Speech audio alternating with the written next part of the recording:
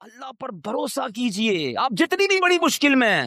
اگر میرا کوئی بھائی یہاں بیٹھا ہے, بیمار بیٹھا ہے, قرض دار بیٹھا ہے, بے روزگار بیٹھا ہے, بے اولاد بیٹھا ہے, ٹینشن میں ہے, اور اس کو لگتا ہے کہ یار اب تو ایسا پھنسا ہوں کہ یہاں سے نکل نہیں سکوں گا. اچھا, زندگی میں کبھی کبھی ایسا موڑ آتا ہے, ٹھیک ہے, کہ بندہ ایک لیول پر آ کر کہتا ہے یار اتنا قرضہ ہو گیا, یہ تو میں دے ہی نہیں سکوں گا, اتنی بڑی پرابلم آ گئی, ایسی بیماری, ایسی ڈیفیکلٹی, اتنی مشکل, میں یہاں سے نہیں نکل سکوں گا, میری زندگی ختم. اس کو لگتا ہے آگے دیوار ہے. اور یہ وہ لیول ہوتا ہے کہ جس کے پاس یہاں جا کر توکل نہیں ہوتا نا, تو دو پرابلم ہو جاتے ہیں. یا تو بندہ ڈپریشن کا شکار ہوتا ہے, یا پھر خودکشی کرتا ہے. ایسی خودکشی نہیں کرتے لوگ, ان کو لگتا ہے ختم, اب کچھ نہیں ہو سکتا. یہی وہ بے وقوفی ہے, یہی وہ اللہ پر بھروسے کی کمی ہے. اب میں آپ کو ایک ایگزامپل دیتا ہوں, میں نے کئی بیانات میں یہ ایگزامپل دی ہے. آپ کے گھر میں چونٹیاں آپ نے دیکھی ہوں گی نا, چونٹیاں جا رہی ہیں لائن لگا کر, اور آگے آپ ان چونٹیوں کی لائن جو جا رہی ہے اس کے آگے ایک سیب رکھ دیں, چونٹیاں کیا کریں گی؟ رک جائیں, کیونکہ ان کے لیے تو وہ سیب ایک پہاڑ ہے نا. کیا چونٹیاں سیب ہٹا لیں گی؟ نہیں ہٹا سکیں گے, ان کے لیے تو بہت ہیوی چیز ہو گئی نا, بہت بڑی چیز ہو گئی. چونٹیاں رک جائیں گی, یا تو راستہ بدل لیں گی یا واپس چلی جائیں گی. اب آپ اس سیب کو اٹھا لیں تو کیا ہوا, راستہ کلیئر ہو گیا نا. آپ کے لیے کیا تھا, یہ جواب تو دو. چونٹی کے لیے کیا تھا؟ پہاڑ. آپ کے لیے کیا تھا؟ سیب. آپ نے سیب اٹھایا, جیب میں رکھ لیا, چونٹی کا راستہ کلیئر ہو گیا. میری بات ذرا تسلی سے سننا, جو مشکل تمہارے سامنے ہے نا اس وقت, وہ تمہارے لیے پہاڑ ہے, میرے رب کے لیے کچھ نہیں ہے. ان اللہ علی کل شیء قدیر, وہ قادر ہے, وہ کن فرمائے فیکون ہو جاتا ہے. ارے میری عقل تھوڑی, میرا دل چھوٹا, میرے حوصلے تھوڑے, مجھے لگ رہا ہے پھنس گیا, مجھے لگتا ہے مر گیا, مجھے لگتا ہے نہیں نکل سکوں گا. ارے مانگو نا اس سے مدد جو قادر ہے, جو خالق ہے, جو مالک ہے. وہ تو حکم فرمائے تو چیزیں بہتر ہو جاتی ہے. ہم نے دیکھا ہے, ڈاکٹر کہتے ہیں کینسر کے اس اسٹیج پر ہے کہ یہ نہیں بچ سکے گا, 15 دن رہ گئے, اور جب اللہ نے صحت دیتی ہے تو ڈاکٹر حیران ہوتے کون سی رپورٹ تھی پہلے والی, یہ تو بندہ بالکل کلیئر ہو گیا ہے. اللہ اپنی قدرت کے نظارے اب بھی دکھاتا ہے. بھروسہ چاہیے, یقین چاہیے. ہمارا پرابلم یہی ہے, ہم رب سے بھروسہ توڑ بیٹھے ہیں. مانگو نا اس سے. ایک اور آج کنفیوژن دور کر دیتا ہوں, ایک اور مشکل آج دور کر دیتا ہوں. مسئلہ یہ ہوتا ہے, لوگ کہتے ہیں یار ہم نے تو مسجد میں بھی دعا کی, کعبے کے سامنے بھی جا کے دعا کی, مزار پہ جا کے بھی دعا کی, روزے رکھ کے افطار کے وقت بھی دعا کی, تہجد پڑھ کے بھی دعا کی, ساڈا مسئلہ ہی حل نہیں ہوتا ہے. تم کہتے ہو اللہ سے مانگو, ہمارا تو مسئلہ ہی حل نہیں ہو رہا, ہمارا اولاد ہی نہیں مل رہی ہے, پیسے ہی نہیں بڑھ رہے, نوکری نہیں مل رہی, گھر کرائے کا اپنا گھر ہی نہیں ہو رہا, کیسے اللہ پر بھروسہ کروں. یہ وہ پرابلم ہے کہ جہاں جا کر بندہ رب سے دور ہونا شروع ہو جاتا ہے, جہاں اس کا رب سے بھروسہ ٹوٹنا شروع ہو جاتا ہے. اب سمجھو میری بات تسلی سے, آج کے اس بیان میں اپنے رب سے دوستی کر کے جانا, اپنے مالک سے محبت کر کے جانا. وہ خالق ہے میرا, وہ مالک ہے, وہ مجھے میری ماں سے زیادہ چاہنے والا ہے. سنو, جب دل میں یہ خیال آئے نا کہ اللہ میری سن نہیں رہا, اللہ کی طرف سے میرا کام نہیں ہو رہا, اس وسوسے کو جھٹک دینا. اب میں ایک اور ایگزامپل کے ذریعے آپ کو سمجھاتا ہوں. آپ کا چھوٹا بیٹا ہو, آپ کا چھوٹا بھائی ہو, اور وہ آپ کے سامنے بخار میں آئے, گلا اس کا خراب ہو, اور وہ رونے لگے کہ بابا جان مجھے آئس کریم کھانی ہے, ٹھنڈا شربت پینا ہے. بتاؤ آپ کھلاؤ گے اسے آئس کریم؟ ہے شربت پلاؤ گے؟ وہ رو رہا ہے آپ کے سامنے, گر گڑا رہا ہے. اب آپ کا ایک دوست ساتھ بیٹھا ہے, کہتا ہے یار کیسے باپ ہو یار, بچہ رو رہا ہے, کھلا دو آئس کریم, کیوں نہیں پلا رہے شربت؟ آپ جواب کیا دو گے؟ میں والد ہوں, مجھے پتا ہے اس کو کب کیا دینا ہے, اس کو رونے دو, اگر میں نے ابھی اس کو آئس کریم کھلائی تو یہ اور بیمار ہو جائے گا. ٹھیک ہے, اب میری بات تسلی سے سنو, دل پر ہاتھ رکھ کے سنو. تم باپ ہو, تمہیں پتا ہے بیٹے کو کب کیا دینا ہے. میرے مالک کو نہیں پتا مجھے کب کیا دینا ہے, وہ نہیں دے رہا, یہی بہتر ہے میرے لیے, مانو اس کے فیصلوں کو. میں مانگ رہا ہوں اولاد دے دے, وہ نہیں دے رہا.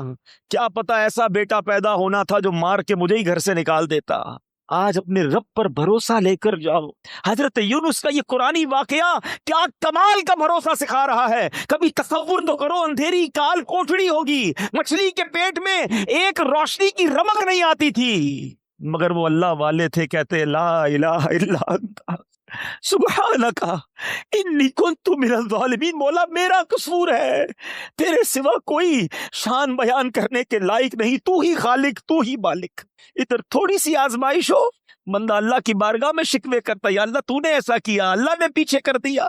کیسے جواب دو گے رب کو؟ اس نے جتنا دیا ہے کبھی سوچا ہے؟ اس کی نعمتیں معلوم ہیں, کبھی دیکھا ہے لنگڑے کو بغیر پیر کے کیسے جیتا ہے؟ کبھی دیکھا ہے اندھے کو بغیر دیکھے کیسے جیتا ہے؟ کتنی بار شکر ادا کیا آنکھ کا، کتنی بار شکر ادا کیا پیر کا اور ہاتھوں کا اور زبان کا ہے؟ کبھی دیکھا ہے ڈائلسس کے مریض کو جس کے گردے فیل ہو جائے، پانی نہیں پی سکتا، ڈاکٹر کہتے پورے دن میں 1 گلاس پانی پینا، اس سے زیادہ نہیں، تمہارے لیے مشکل ہو جائے گی، ترستا ہے پانی پینے کو، ہر تیسرے دن جا کے ڈائلسس کراتا ہے۔ ہمارے گردے سلامت ہے، جتنا پینا ہے پیتے ہیں، جب پاس کرنا ہوتا ہے پاس کر دیتے ہیں، استنجا سے فارغ ہو جاتے ہیں۔ یہ نعمتیں یاد نہیں؟ ابھی پچھلے دنوں کرونا وائرس جب پیک پر تھا، اللہ ہم سب کو محفوظ رکھے، سانس کتنی بڑی نعمت ہے، یہ کرونا نے سمجھا دیا لوگوں کو کہ جب آکسیجن نہیں آتا ہے نا، انسان کہتا ہے ساری دولت لے لو میری، مجھے یہ سانس مل جائے، یہ سانس نہ رکے۔ اس کے پھیپھڑے پمپ کرتے ہیں مگر اسے سانس نہیں مل رہی ہوتی ہے۔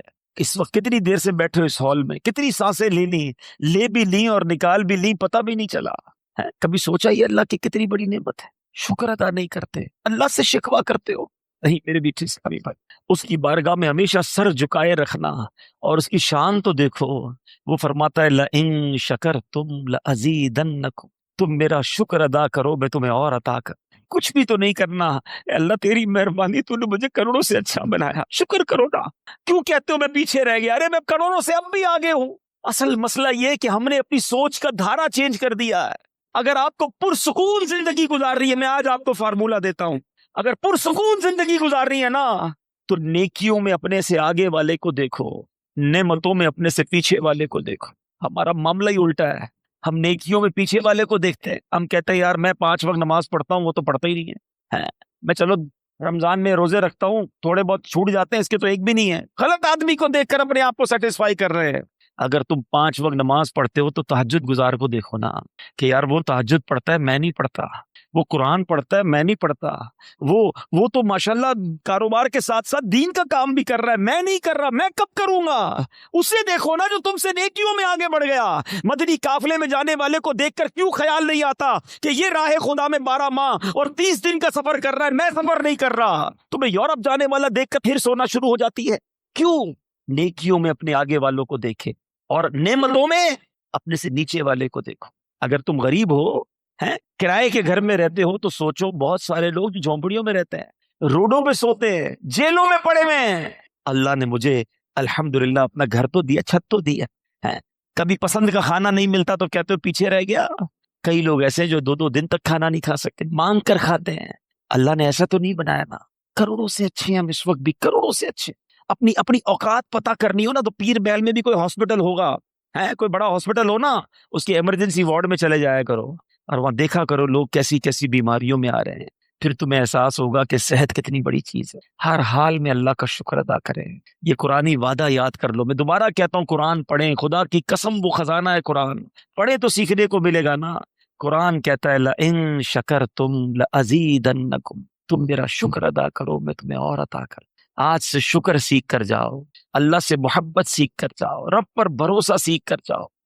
جب کوئی کام ہو جائے نا تب بھی اللہ کا شکر ادا کیا کرو، اور جب کام نہ ہونا پھر بھی اللہ کا شکر ادا کیا، یا اللہ تیری مہربانی نہیں ہوا، یہی میرے لیے بہتر تھا۔ آپ پرسکون ہو جائیں گے جب آپ کو یہ یقین ہو جائے گا نا کہ جو نہیں ہوا وہ بھی رب کی طرف سے اور میرے لیے بہتر ہے، تو انشاءاللہ پھر ٹینشن والی زندگی نہیں رہے گی۔ کتنی خطائیں ہیں مگر وہ رب پھر بھی روزی دے رہا ہے، پھر بھی کھانا دے رہا ہے، پھر بھی سانسیں دے رہا ہے، پھر بھی ہم آنکھیں حرام دیکھتی ہیں مگر وہ اندھا نہیں کر رہا، ہمارے ہاتھ غلط کام کرتے ہیں مگر وہ ہاتھ واپس نہیں لے رہا، پیر گناہوں کی طرف جا رہے ہیں مگر وہ لنگڑا نہیں کر رہا۔ لیکن اس کا مطلب یہ نہیں کہ ہمیں جواب نہیں دینا۔ قرآن ہی میں رب نے فرمایا یومئذ تحدث اخبارہا، ایک دن آئے گا کہ زمین اپنی خبریں دے گی۔ اور ایک اور جگہ قرآن کیا فرماتا ہے، ثم لتسألن یومئذ عن النعیم، ایک دن آنا ہے جس دن تم سے ایک ایک نعمت کے بارے میں سوال ہو، کیسے جواب دے گے؟ اے دن رات گناہوں میں گزارنے والو، اے نمازیں قضا کرنے والو، اے نشہ اور شراب استعمال کرنے والو، اے حرام روزی کمانے والو، اے مسلمانوں کے دل دکھانے والو، ماں باپ کی نافرمانی کرنے والو، خدا کے واسطے سوچو اللہ کی بارگاہ میں کیسے پیش ہو سکیں گے؟ وہ کریم ہے، اس سے معافی مانگ لو، سچی توبہ کر لو۔ حدیث پاک میں آتا ہے التائب من الذنب کمن لا ذنب لہ، گناہوں سے توبہ کرنے والا ایسا ہے جیسا اس نے گناہ کیا ہی نہیں ہے. ایسا کریم مالک، اتنا رحیم مالک، پھر بھی اسے ناراض کریں. تو آج پہلا سبق، پہلا مدنی پھول تو اس بیان کا یہ دیجئے کہ ہم اپنے رب کی نافرمانی نہیں کریں گے. سچی توبہ کر لیں. ہاں، سچی توبہ کر لیں. اور اللہ کریم ہے، اتنا رحیم ہے، وہ اپنے بندوں پر اب اس کی ماں سے 70 گنا زیادہ مہربان ہے. اب معافی مانگے، وہ معاف فرما دے گا. اور پھر آئندہ گناہ نہ کریں، نمازوں کی پابندی کریں، حرام کاموں سے اپنے آپ کو بچائیں. پھر دیکھیں آپ کی مشکلیں کیسے آسان ہوتی ہیں. بندہ کہتا ہے پتہ نہیں میرے کام ہی سیدھے نہیں ہوتے، نہ بیماریاں دور ہوتی ہیں، نہ پریشانیاں دور ہوتی ہیں، نہ روزی میں برکت ہوتی. تم نے روزی دینے والے کو ہی ناراض کیا ہوا ہے، شفا دینے والے ہی تم سے ناراض ہے، جس نے عطائیں کرنی ہیں اسی کو تم نے ناراض کر دیا ہے. ارے اس کی رضا والے کام تو کرو، پھر دیکھو وہ کیسے رحمت کے دروازے کھولتا ہے. اب آتے ہیں اس واقعے کے دوسرے پہلو کی طرف کہ اللہ والے آزمائے جاتے ہیں، اللہ کے نیک بندوں پر امتحان آتا ہے، مگر وہ اللہ پر بھروسہ رکھتے ہیں. مچھلی کے پیٹ سے بھی زندہ واپس آ گئے حضرت یونس علیہ السلام. تو اگر آپ بھی کسی مشکل میں ہیں نا، پریشانی میں ہے، تو ہمت نہ ہاریں، اللہ پر بھروسہ رکھیں. پرابلم یہ کہ ہمارا رب پر بھروسہ ہی ختم ہو گیا. سب پر بھروسہ ہے، رب پر بھروسہ نہیں ہے. باقی دنیا والوں کی بات مانتے ہیں، یار فلاں منسٹر تو فلاں پیسے والا، فلاں عہدے دار رابطے میں ہوگا تو مسئلہ حل ہو جائے گا. نہیں میرے پیچھے اسلامی بھائیوں، جس کے ساتھ رب کی رحمت ہوگی اس کے سارے مسئلے حل ہو جانے ہیں. ان اللہ مع الصابرین، اللہ قرآن میں فرماتا ہے اللہ صبر والوں کے ساتھ ہے. تو صبر کر لو، اللہ کی رحمت ساتھ ہو جانی ہے نا. اللہ پر بھروسہ کریں. پرابلم یہ ہے کہ آج اللہ پر بھروسہ نہیں رہا. بعض اوقات تو ایسے جملے لوگ کہہ دیتے ہیں کہ وہ کفریہ کلمات کی طرف چلے جاتے ہیں. یقین جانیں اللہ کریم ہے، وہ رحیم ہے، وہ واقعی ہمارے لیے بہترین فیصلہ کرنے والا ہے. لیکن ہم بعض اوقات اس معاملے میں غلطی کر جاتے ہیں. ایسا نہ کریں. بزرگان دین اپنے بچوں کو توکل کا درس کیسے دیتے تھے. ایک بزرگ کے بارے میں آتا ہے، ان کا نام ہے احمد بن حرب رحمۃ اللہ تعالی علیہ. آپ نے ایک بار اپنے بچے کو یہ ٹریننگ دی کہ بیٹا جب بھی کھانا کھانا ہونا تو یہ گھر میں بڑی سی محراب ہے، ادھر جا کر دعا کرنا کہ یا اللہ مجھے کھانا دے دے، تو میں روز یہاں سے کھانا مل جائے گا. اور اپنی زوجہ سے کہا کہ ایسا کرو کہ روزانہ بچہ جب دعا کرے تو محراب میں پیچھے سے کھانا رکھ دینا، تاکہ بچے کی بچپن سے ٹریننگ ہو کہ اللہ سے مانگنا ہے، اللہ پر بھروسہ رکھنا ہے، روزی دینے والے جو ہے وہ رب ہے. ایسے ہی ہونے لگا. وہ بچہ دعا کرتا، ان کی زوجہ کھانا رکھ دیتی، وہ بچہ کھانا کھا لیتا. ایک دن کیا ہوا کہ ان کی زوجہ کہیں کام میں مصروف ہو گئی اور لیٹ ہو گئی. کھانے کا وقت ہو گیا، دوڑتی ہوئی گئی، دیکھا بچہ اس محراب کے پاس بیٹھا اور کھانا کھا رہا ہے. کہا بیٹے کھانا کہاں سے آیا ہے؟ کہا جہاں سے روز آتا ہے، اللہ روز دیتا ہے، آج بھی اللہ نے دیا ہے. اب وہ واپس آئیں اپنے شوہر کے پاس کہ حضور یہ تو کمال ہو گیا، میں نے تو کھانا نہیں رکھا. حضرت احمد بن حرب رحمۃ اللہ تعالی فرماتے مجھے اسی دن کا انتظار تھا. اب تمہیں کھانا نہیں دینا، اب اللہ کی رحمت سے اسے خود ہی ملتا چلا جائے گا. یہ وہ لیول آف توکل ہے جو ہمارے بزرگوں میں ہوا کرتا تھا. حضرت ابراہیم علیہ الصلوۃ والسلام کو جب آگ میں ڈالا جا رہا تھا، یہ بھی قرآنی واقعہ، قرآن پڑھے تو پتہ چلے نا. حضرت ابراہیم کو جب آگ میں ڈالا جا رہا تھا، حالانکہ معلوم ہے کہ اتنی بڑی آگ ہے جو کبھی جلائی نہیں گئی ہے، آسمان تک شعلے ہیں. جبریل امین آتے کہتے حضور آپ حکم کریں، ابھی میں بارش کا فرشتے کو کہتا ہوں پانی برسائے گا، آگ بجھ جانی ہے. فرمایا نہیں، میرا رب دیکھ رہا ہے، اگر وہ چاہے گا تو بچا لے گا، اور اس کی اگر رضا اس میں ہے کہ میں آگ میں چلا جاؤں تو میں راضی ہوں. ہاں وہ پنجابی شاعر کہتے ہیں نا، جے سونا میرے دکھ وچ راضی میں سخنوں چلے پاواں. یہ لیول آف توکل تھا نا. اچھا پھر جب آپ کو آگ میں پھینک دیا گیا تو پھر جبریل امین آئے، کہا ٹھیک ہے آپ ہم سے مدد نہیں مانگ رہے، اللہ سے تو مانگ لیں، اللہ کو تو پکار لیں. فرمایا مالک دیکھ رہا ہے، اگر اس کی رضا ہوئی تو اس نے بچا لینا ہے. اور ایسا ہی ہوا کہ جب حکم الہی ہوتا ہے تو وہ آگ جس میں آپ ایک روایت کے مطابق 40 دن رہتے ہیں، آپ کا بال بھی بیکا نہیں ہوتا. شاعر مشرق ایسے ہی تو نہیں کہتے نا، آج بھی ہو ابراہیم سا ایمان پیدا. اصل مسئلہ یہ ہے ہمارا وہ ایمان کا لیول بہت ڈاؤن ہو گیا، اللہ پر وہ بھروسہ ہی نہیں رہا. اگر آج بھی ہو ابراہیم سا ایمان پیدا، آگ کر سکتی ہے انداز گلستان پیدا. آج بھی آگ باغ بن جائے گی، لیکن وہ لیول آف یقین، اللہ پر بھروسہ ہی نہیں ہے. ہم دعا بھی کرتے تو یہ سوچ کر پتہ نہیں پوری ہوگی کہ نہیں ہوگی، پھر کدھر سے پوری ہوگی. بھروسہ کرو اپنے مالک پر، وہ سب سے بڑا کارساز ہے، وہ عطا فرمانے والا ہے. اس نے وعدہ کیا ہے ادعونی استجب لکم، مجھ سے مانگو میں تمہیں عطا کروں گا. سب سے مانگتے ہیں، رب سے نہیں مانگتے. سب پر بھروسہ ہے، رب پر بھروسہ نہیں. حضرت یونس تو مچھلی کے پیٹ میں بھی بھروسہ تھا. کہتے اللہ مجھ سے غلطی ہو گئی، تیرے سوا کوئی اور نہیں باقی بیان کرنے کے لائق. لا الہ الا انت سبحانک انی کنت من الظالمین. اللہ نے مچھلی کے پیٹ سے رہائی عطا فرما دی ہے. تم تھوڑی مشکل میں شکوے کرتے ہو، تھوڑی پریشانی میں شکوہ شکایت کرنے لگ جاتے ہیں. نہیں میرے بیچ سے اسلامی بھائی. اور ایک یہ حضرت ابراہیم کے واقعے سے ایک اور بات بھی سیکھنے کو ملتی ہے. ہر بات جو ہے نا وہ دماغ سے نہیں فیصلہ کیا جاتا. ہاں کچھ لوگ کیلکولیٹر پہ چل رہے ہوتے ہیں، یار زکوٰۃ دیں گے تو پیسے کم ہو جائیں گے، اور صدقہ دیں گے تو اور کم ہو جائیں گے. ہر چیز حساب کتاب اور دماغ سے نہیں ہوتی ہے. کچھ فیصلے دل سے بھی کیا کرو. عقل والوں کے نصیبوں میں کہاں ذوق جنوں. ہاں عقل والوں کے نصیبوں میں کہاں ذوق جنوں. عشق والے ہیں جو ہر چیز لٹا دیتے ہیں. یہ جو چھلانگ لگائی گئی تھی نا آگ میں، قرآنی جو واقعہ حضرت ابراہیم نے، یہ فیصلہ کیسے ہوا؟ کیا خوبصورت بات شاعر لکھتے ہیں، فرماتے بے خطر کود پڑا آتش نمرود میں عشق. عشق نے چھلانگ لگائی تھی، دماغ اور عقل کا کام نہیں تھا. ادھر عقل تو کہتی تھی جل کے راکھ ہو جاؤ گے، مگر عشق کے فیصلے نرالے ہوتے ہیں. بے خطر کود پڑا آتش نمرود میں عشق. عقل تھی محو تماشائے لب بام ابھی. عقل تو ادھر ہی سوچ رہی تھی، عشق نے اپنا کام کر دیا. اللہ کرے وہ ایسا عشق رب سے نصیب ہو جائے، ایسا توکل نصیب ہو جائے، جب راہ خدا میں خرچ کرنے کی باری آئے تو عقل کہتی نہیں خرچ کرو کم ہو جائیں گے. عشق کہتا ہے جس نے دیا ہے وہ اور عطا فرمائے گا.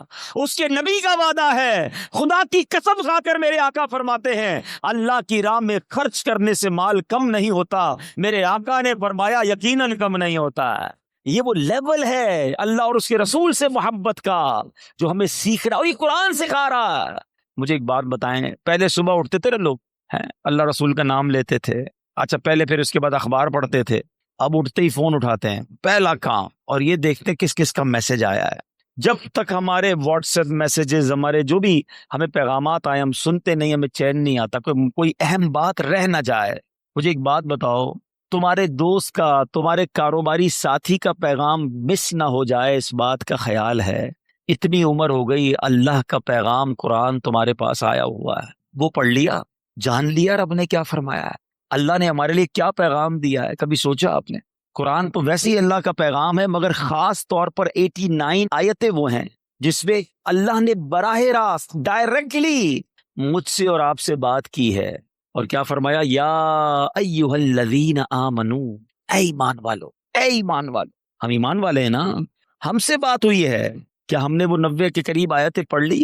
اللہ نے کیا فرمایا، مجھ سے کیا بات کی ہے؟ میری فیملی کا، میرے دوستوں کا، میرے بزنس کولیگز کا پیغام ڈسٹرب نہ ہو، اس کا خیال ہے. اللہ نے قرآن میں ہمیں پیغام دیا ہوا ہے، ہمارے پاس ٹائم ہی نہیں ہے. مرنے کے بعد کیا ہم یہ جواب دے سکیں گے کہ یا اللہ ٹائم نہیں تھا اس لیے قرآن نہیں پڑھ سکا؟ خدا را قرآن سے دور نہ رہیں، پڑھیں قرآن کو، اتنا کچھ موجود ہے. اور حدیث پاک کا مضمون ہے وہ دل ویران ہے جس میں کچھ قرآن نہیں ہے. سوچو کہ ہمارے دل میں کتنا قرآن ہے، ہم کتنا قرآن پڑھتے ہیں. اب میں قرآن کا واقعہ سناتا ہوں. ایک مقصد یہ ہے کہ قرآن سے محبت بڑھے، قرآن پڑھنے کا ذہن بنے. قرآن سے دور رہ کر زندگی اچھی نہیں ہے.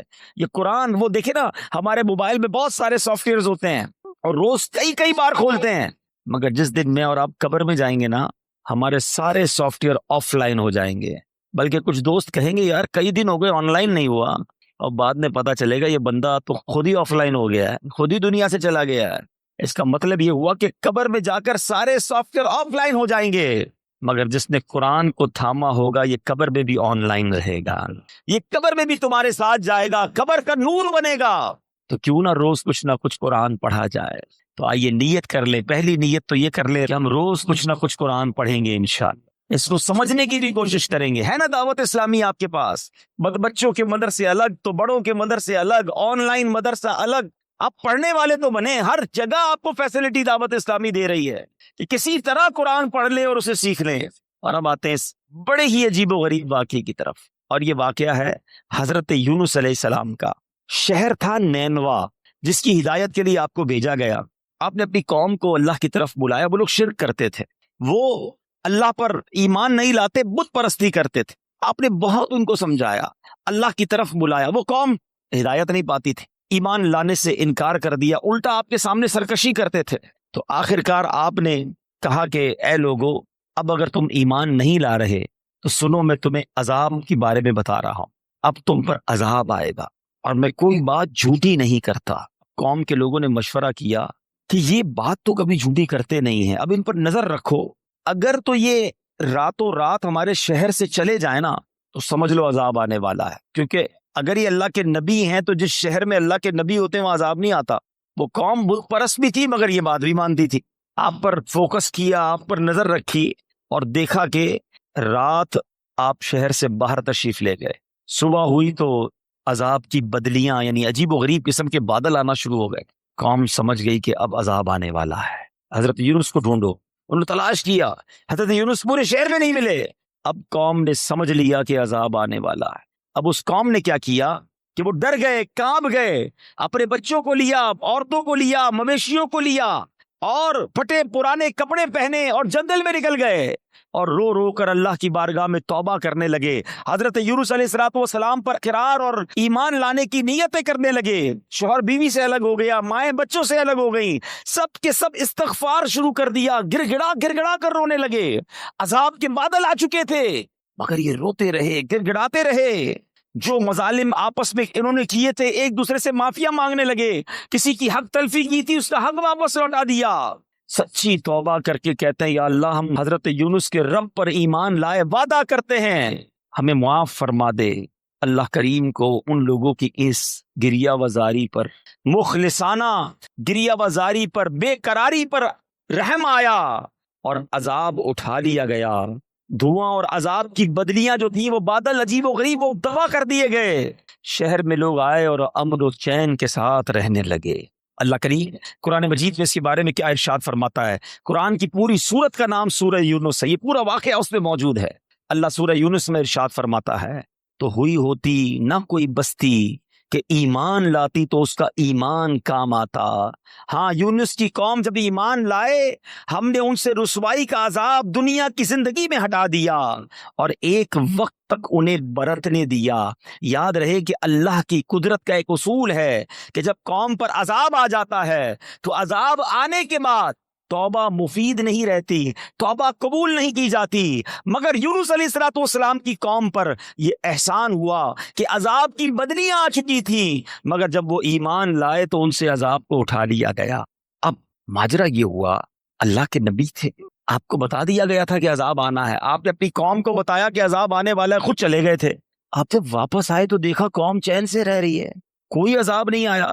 تو لوگوں نے کہا کہ حضور آپ اپنی قوم میں تشریف لے جائیں۔ فرمایا میں کیسے جاؤں؟ اب میں قوم میں جاؤں گا، یہ لوگ تو مجھے جھوٹا سمجھیں گے اور مجھے قتل کر دیں گے، میں تو ان کو کہہ کر آیا تھا عذاب آئے گا۔ آپ اپنی قوم کی طرف جانے کی بجائے آپ اس قوم سے دور سمندر کی طرف چلے گئے، کشتی میں بیٹھے۔ جب وہ کشتی آگے جاتی ہے تو بیچ سمندر میں جا کر وہ کشتی رک گئی۔ اس زمانے کے لوگوں کا یہ ماننا تھا کہ بیچ میں کشتی جب ہی رکتی ہے جب کوئی بھاگا ہوا غلام کشتی میں بیٹھا ہو۔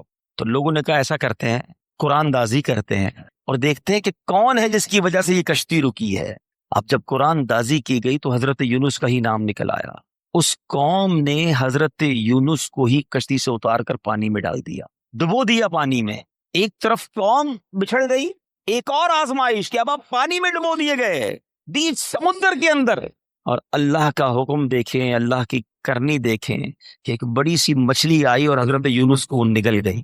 اب آپ مچھلی کے پیٹ میں ہیں، ابھی زندہ ہیں، ایک کال کوٹھڑی ہے، نظر کچھ نہیں آ رہا۔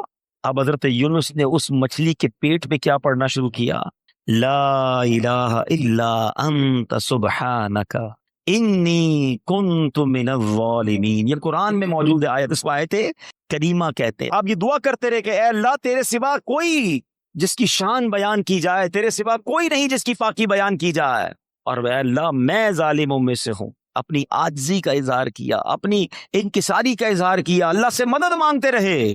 اس کی برکت سے اللہ پاک نے آپ کو اس مچھلی سے کیسے نجات دی کہ آپ اس مچھلی نے آ کر آپ کو کنارے پر آ کے اگل دیا، لیکن آپ بالکل کمزور ہو گئے تھے، آپ کی جلد بھی بڑی نرم ہو گئی تھی، کئی دن مچھلی کے پیٹ میں رہے تھے۔ اب اللہ کی قدرت کا ایک اور نظارہ یہ ہوا کہ اس ساحل کے کنارے جو ہے ایک بیل اگتی ہے اور آپ اس کے سائے میں آرام کرتے ہیں، اسی سے کچھ کھانا پینا بھی آپ کو ملتا ہے، آپ میں توانائی آ جاتی ہے، اور اب آپ اپنی قوم کی طرف جب جاتے ہیں تو قوم انتہائی محبت اور احترام کے ساتھ آپ کو ویلکم بھی کرتی ہے اور ایمان بھی لے آتے ہیں۔ یہ واقعہ میں نے بڑے مختصر انداز میں آپ کو سنا دیا۔ سورہ یونس کی تفسیر پڑھیں تو اندازہ ہوگا کہ اللہ کی قدرت کے کیسے کیسے نظارے قرآن میں موجود ہیں۔ عقل حیران ہو جاتی ہے کہ مچھلی کے پیٹ میں حضرت یونس علیہ الصلوۃ والسلام کیسے زندہ رہے۔ اللہ اکبر۔ تو اے میرے میٹھے اسلامی بھائیوں، اب اس واقعے سے ہمیں بہت کچھ سیکھنے کو ملتا ہے۔ ہمیں یہ سوچنا چاہیے کہ مچھلی کے پیٹ میں آپ کتنا ٹائم رہے۔ ایک روایت کے مطابق آپ کئی دن مچھلی کے پیٹ میں رہے، مگر اللہ پاک کی شان دیکھیں کہ رب نے بچانا تھا تو مچھلی کے پیٹ میں بھی بچائے رکھا ہے۔ زندہ رکھنا ہو کہتے ہیں جسے اللہ رکھے اسے کون چکھے۔ اب اس ایک قرآنی واقعے سے بہت کچھ سیکھنے کو مل رہا ہے۔ پہلی بات یہ سیکھنے کو ملی کہ سچی توبہ یہ اللہ کی رضا کا سبب ہے۔ کتنے گناہ کیوں نہ ہو جائیں، کتنی خطائیں کیوں نہ ہو جائیں، اس کی بارگاہ میں اگر گر گڑایا جائے تو وہ خاص کرم فرماتا ہے، وہ آتے عذاب ڈال دیتا ہے، وہ رحمت کی برکھا برساتا ہے۔ مگر پرابلم یہ ہے کہ آج ہم اللہ کی بارگاہ میں سر نہیں جھکاتے، اس سے سچی توبہ نہیں کرتے، اس سے دوستی نہیں کرتے۔ گناہ ہو گئے نا، مگر وہ کریم ہے، وہ رحیم ہے، اس سے مانگ لے معافی، مگر سچی معافی مانگے۔ یہ توبہ نہیں ہے کہ یا اللہ میری توبہ، یا اللہ میری توبہ، اور پھر دوسرے گناہوں کے پلان باقی ہیں۔ نہیں، سچی توبہ کہ اب نہیں کروں گا۔ جتنے گناہ ہیں وہ کریم کرم فرمائے تو ایک باری میں معاف فرما دیتا ہے۔ کیا خوبصورت شعر پنجابی شاعر کہتا ہے نا، کتنا کریم ہے میرا مالک ہے۔ ہک گناہ میرے ماں پیو ویکھے مینو عمری منہ نہ لاوے، ہک گناہ میرا ماں پیو ویکھے مینو عمری منہ نہ لاوے، لکھ گناہ میرا مالک ویکھے او پھر بھی پردے پاوے۔ اللہ کرے کہ دل میں اتر جائے میری بات۔ یہ پیغام، یہی محبتیں، اللہ اور اس کے رسول کی محبتیں دعوت اسلامی کے مدنی ماحول میں سکھائی جاتی ہیں۔ خدارا اس ماحول میں آ جائیے، یہ بڑا کمال کا ماحول ہے۔ یقین کریں اس دنیا میں بہت ساری برائیاں ہیں ہر طرف، اس ماحول میں آ کر بیٹھتے ہیں تو اللہ سے محبت بڑھنے لگ جاتی ہے، اللہ کی اطاعت کرنے کا جذبہ بڑھنا شروع ہو جاتا ہے، نبی پاک کا عشق دل میں بڑھتا ہے۔ تو اس مدنی ماحول سے وابستہ رہیں، اجتماعات میں آئیں، مدنی قافلوں میں سفر کریں، مدنی چینل دیکھیں، دعوت اسلامی کا ساتھ دیں۔ اتنا بڑا دین کا کام دعوت اسلامی کر رہی ہے کہ میرے خیال سے دنیا میں اتنی بڑی دین متین کی خدمت شاید کوئی اور آرگنائزیشن نہیں کر رہی۔ میں صرف قرآن کی اگر بات کر لوں، ابھی آج ہم چونکہ قرآن پر ہی بیان کر رہے ہیں، تو قرآن کی جو خدمت دعوت اسلامی کر رہی ہے، اس وقت دعوت اسلامی کے بچوں کے 4,500 کے قریب مدرسۃ المدینہ قائم ہے۔ تقریباً 2 لاکھ بچے بغیر کسی فیس کے قرآن پڑھ رہے ہیں۔ 95,000 سے زیادہ حافظ قرآن بن چکے ہیں۔ 2.25 لاکھ سے زیادہ بچے ناظرہ قرآن پڑھ چکے ہیں۔ آپ ذرا سوچیں۔ اور پھر ساتھ ساتھ جب بچوں کے قرآن کی بات ہوتی ہے، بڑے کہتے ہیں اب تم بڑے ہو گئے، بچپن میں پڑھا نہیں تھا، تو دعوت اسلامی نے مدرسۃ المدینہ بالغان بنائے، بڑوں کے مدرسے بنائے جس میں بچے نہیں آتے تاکہ آپ کو شرم نہ آئے۔ اور وہ کب ہوتے ہیں؟ عشاء کے بعد مسجدوں میں 15 منٹ 20 منٹ 30 منٹ جائیں، اپنا تلفظ درست کریں، اپنی قرآن کی تلاوت کریں۔ اور اس کے ذریعے بھی کتنے اسلامی بھائیوں نے قرآن ختم کیا، ہزاروں کی تعداد میں الحمدللہ یہ مدرسے پاکستان میں موجود ہیں۔ پھر ایک اور کام کیا کیا دعوت اسلامی نے، کچھ لوگ کہتے ہیں یار ہم مدرسے میں جا نہیں سکتے، تو فیضان آن لائن اکیڈمی بنا لی، یعنی آن لائن مدرسہ بنا دیا کہ آپ کی مرضی، آپ جب فارغ ہوں، جو یورپ وغیرہ سے رابطے میں رہتے ہیں، UK میں رابطے میں رہتے ہیں، ہمارے اس وقت یورپ UK میں پوری دنیا میں 70 کے قریب ملکوں سے آن لائن ہمارے مدرسوں میں لوگ قرآن پڑھ رہے ہیں۔ 16,000 سے زیادہ اسٹوڈنٹ الحمدللہ علم دین سیکھ رہے ہیں۔ تو آپ بھی چاہیں تو آن لائن قرآن پڑھ سکتے ہیں۔ دعوت اسلامی الحمدللہ کئی شعبہ جات میں دین کی خدمت کر رہی ہے، تو ہمیں اپنی دعوت اسلامی کا ساتھ دینا ہے، حصہ بھی بنے، زبانی ساتھ بھی دیں، خود پریکٹیکل درس و بیان اجتماع قافلے میں بھی جائیں، اور ساتھ ساتھ اپنی زکوٰۃ، اپنے عطیات دعوت اسلامی کو دیں، تو انشاءاللہ ڈھیروں نیکیاں حاصل ہوں گی۔ صلو علی الحبیب۔